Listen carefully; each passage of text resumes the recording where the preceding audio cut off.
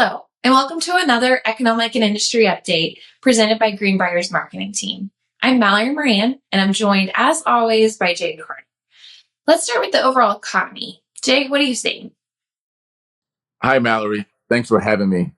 Tariffs continue to dominate the economic headlines this time around. A massive surge in imports ahead of the tariffs fueled a contraction in the GDP of negative 0.3% in the first quarter of 2025.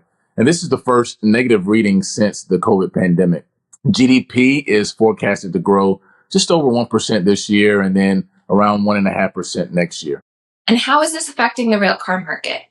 So all of this trade uncertainty has caused rail car delivery outlook to dip a little, with just 28,600 units expected to be delivered in 2025 and around 30,300 units expected to be delivered in 2026.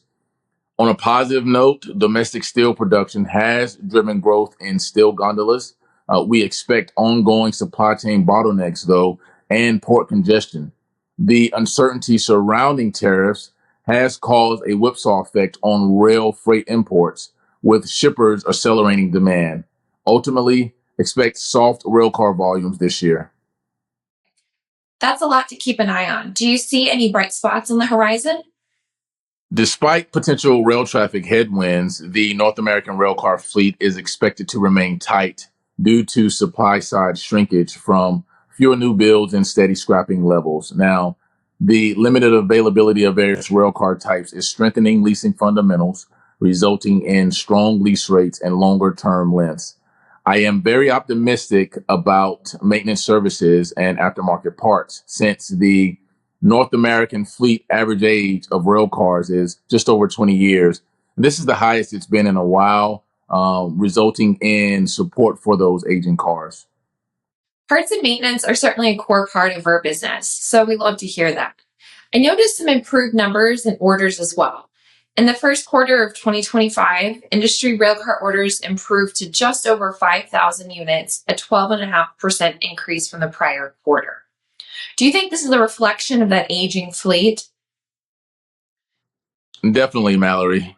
Orders from covered hoppers and tank cars experienced solid replacement demand. Notably, gondolas achieved their highest order volume since 2022. However, boxcars, intermodal wheels, and open-top hoppers did not show significant movement. Of course, we're always proud of Greenbrier's gondolas, and with the addition of high strength and ultra high strength steel options, that's going to be a growing part of our business. Jay, how are you seeing the industry backlog? Yes, Mallory. So during this period, the backlog decreased to around 31,500 units. And this is the lowest level we've seen backlog for the industry since 2010, resulting in new railcar builders slowing their production levels. Any final thoughts, Jay? So, Mallory, I'll conclude with this. The tariff threats are resulting in volatile freight levels characterized by pull forward demands, which could have adverse impact on new railcar demand in the near term. This supply chain volatility negatively impacts shippers and is causing rail fleet owners to defer rail equipment purchases. I will say that I am confident about Greenbrier's position to navigate the current environment. Thanks, Jay, and thank you for joining us. We hope you found this informative. Be sure to tune in for next quarter's edition.